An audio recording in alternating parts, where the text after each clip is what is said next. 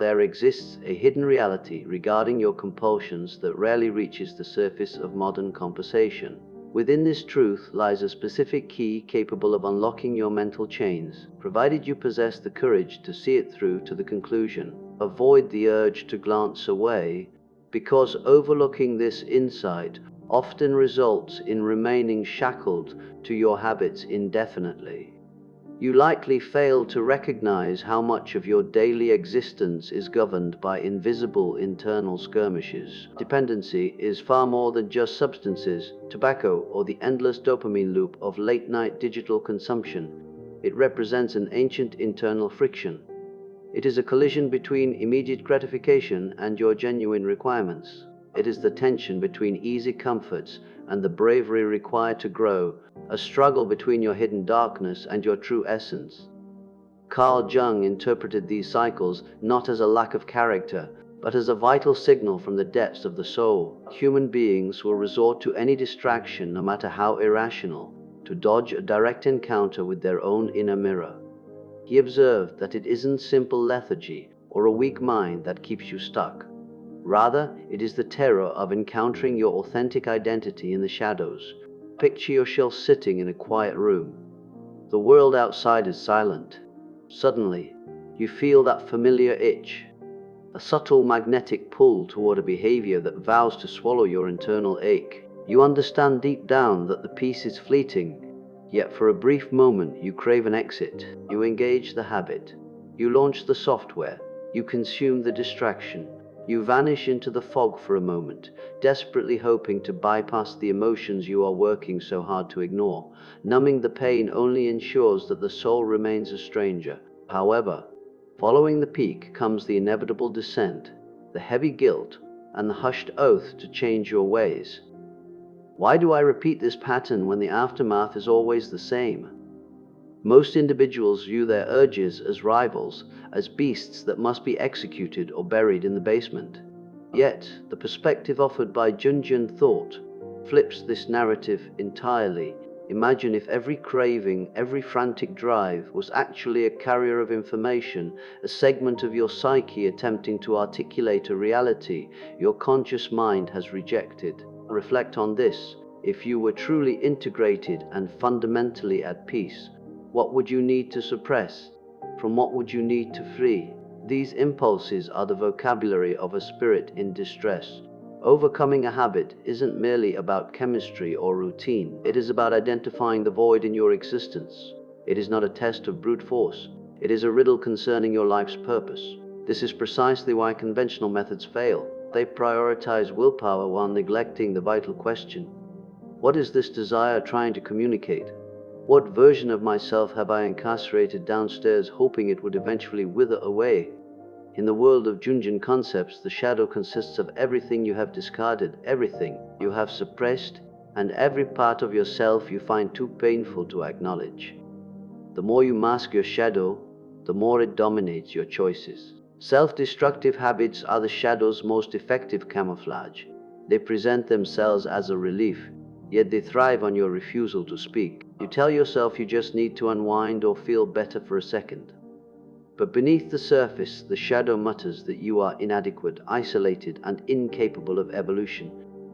Every compulsive act serves as a shield for a deeper wound. Most people spend their years adjusting the shield, never grasping that real change only starts when you find the grit to peek behind it.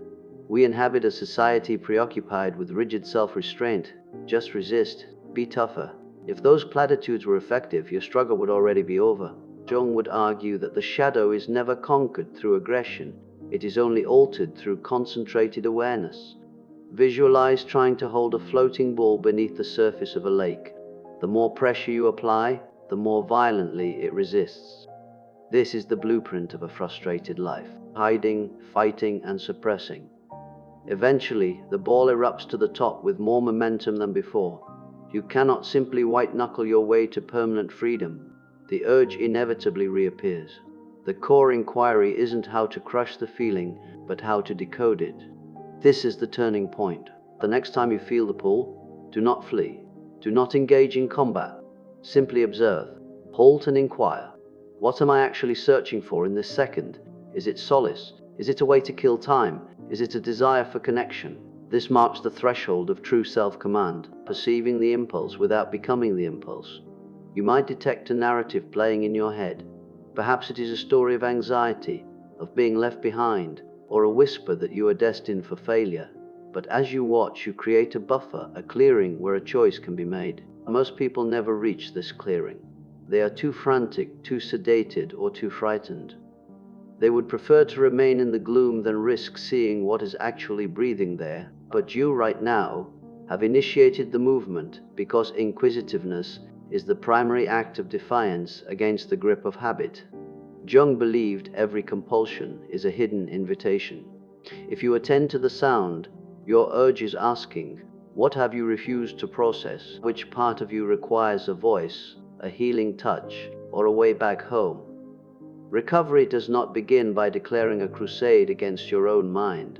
It begins by establishing a truce with your scars, your yearning, and your dormant aspirations. Peace begins where the war against your own nature ends. Most will never take this step. They will struggle, crash, point fingers, and cycle back. But those who endure, those who dare to interrogate the silence, find something infinitely more precious than a temporary exit. They find their own soul.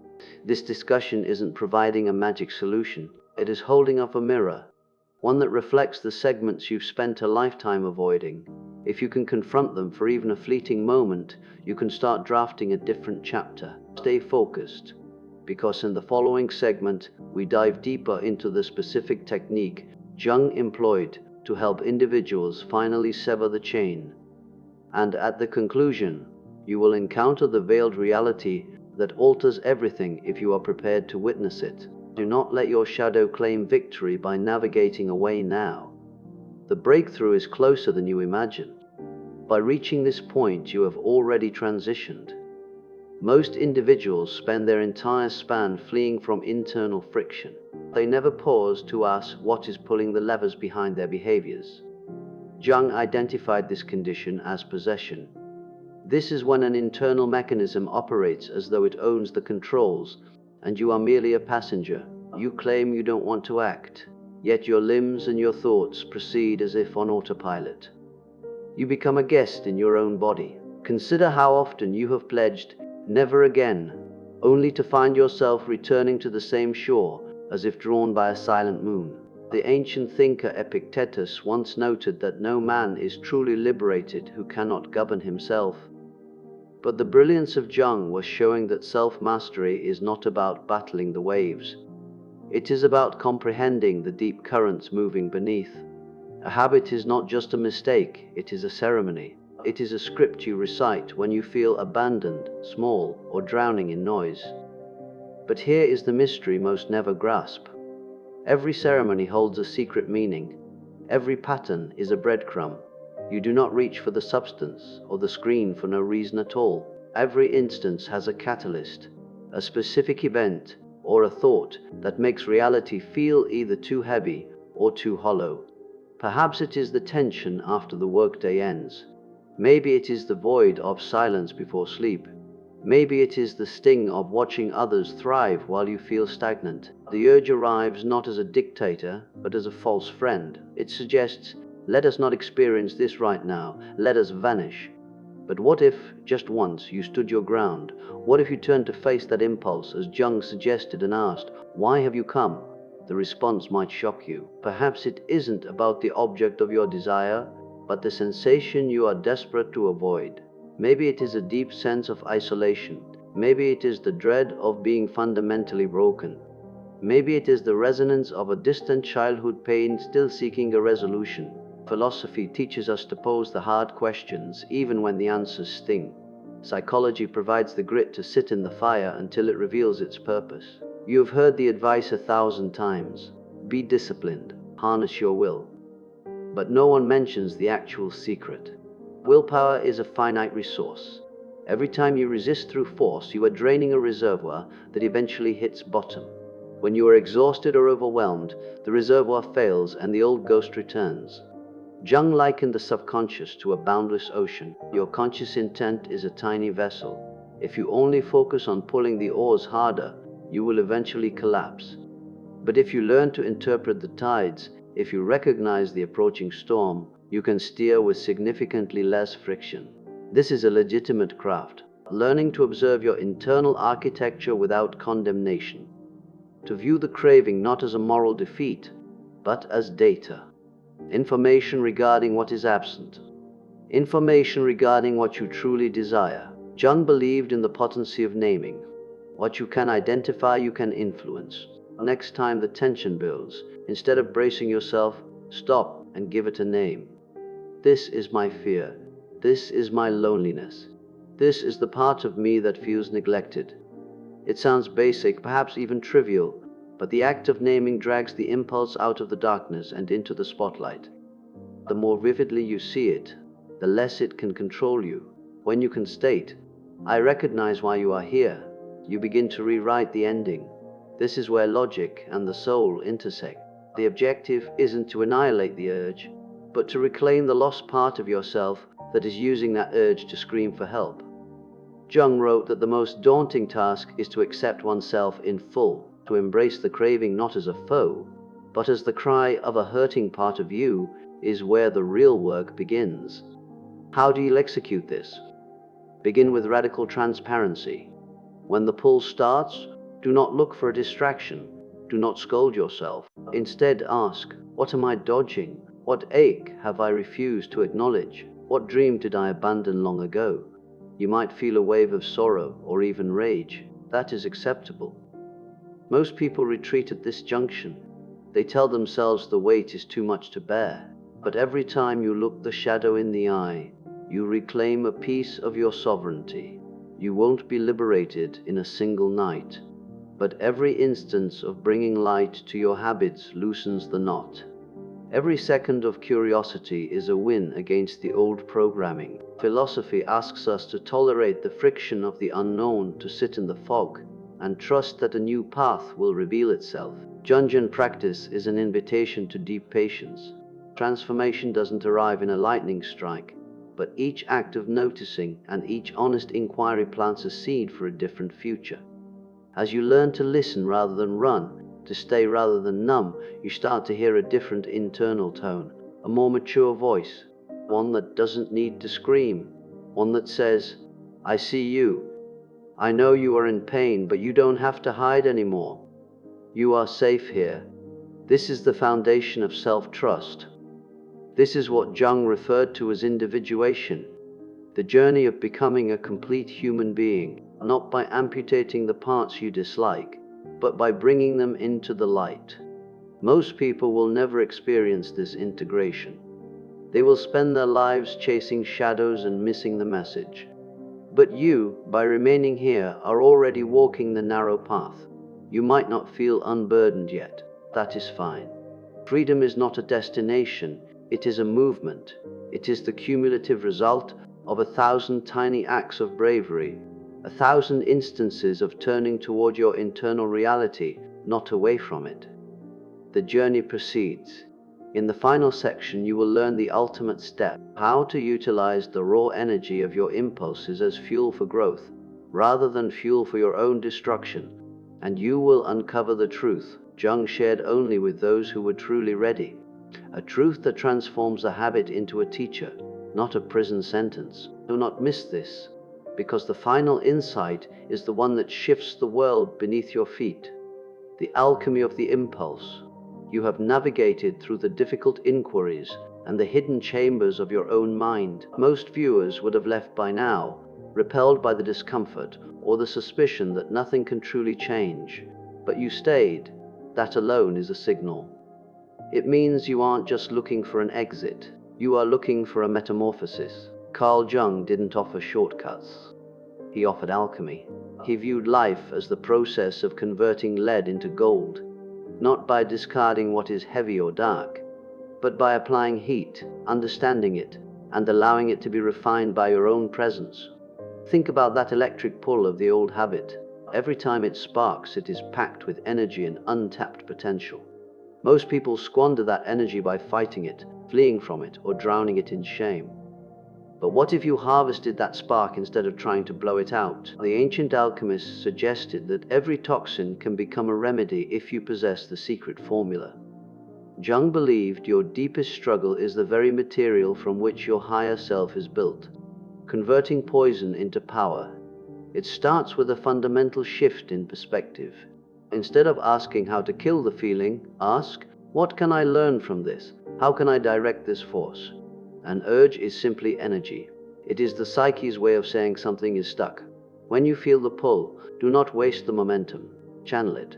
If you feel the itch for a distraction, use that moment as a signal to breathe deeply, to move your physical self, or to record one raw, honest sentence about your current state. This is the line between mindless repetition and conscious evolution. You cannot always stop the tide from rising, but you can choose how you navigate the water. Over time, this discipline reshapes your internal landscape.